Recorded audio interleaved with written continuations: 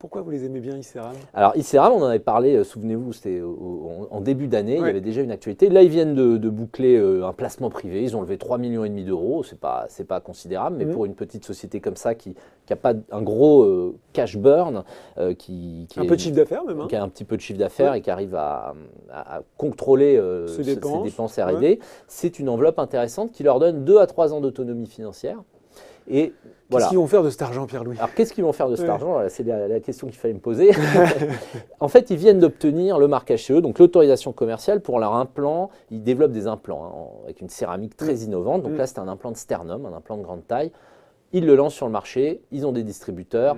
Première étape. Là, maintenant, ils lèvent de l'argent pour développer une gamme complète d'implants, sternum, fémur, tibia, qui seront chargés en antibiotiques. C'est-à-dire que ce ne seront plus des implants nus, ce seront des implants dans lesquels, dans les alvéoles de la céramique, il y aura un antibiotique qui permettra de traiter des infections osseuses très graves qui sont très difficiles à traiter à l'hôpital, avec des patients qui restent parfois des mois et des mois hospitalisés parce qu'on n'arrive pas à mettre fin à l'infection. Donc, ils vont, avec cet argent, pouvoir développer la gamme et l'amener jusqu'au marché. Dans un délai, eux, ils estiment que d'ici 2020, ils seront prêts. Donc ça, c'est une étape très importante en termes de création de valeur, parce que là, ils s'ouvrent un marché considérable. Mais je me suis laissé murmurer, peut-être par vous hors antenne, qu'il y avait quelque chose d'encore plus ambitieux à venir après.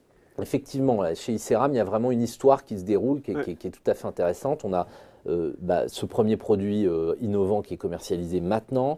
Dans 2 ans, si tout va bien, ils ont l'outil industriel, ils ont les réseaux de cliniciens, ils ont déjà implanté des implants chargés en antibiotiques. On se souvient de l'opération d'une petite fille.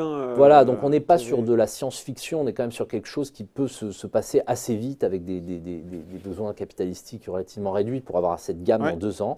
Et à partir de là, ils ont une technologie qui est encore aujourd'hui à l'état de recherche, de projet de recherche, mais qui est cette fois de mini-implants, toujours en céramique, mais chargés avec des agents de chimiothérapie. Donc là, ils s'ouvriraient tout le marché de l'oncologie. Voilà, ils s'ouvriraient le marché des métastases osseuses, mais qui est très important.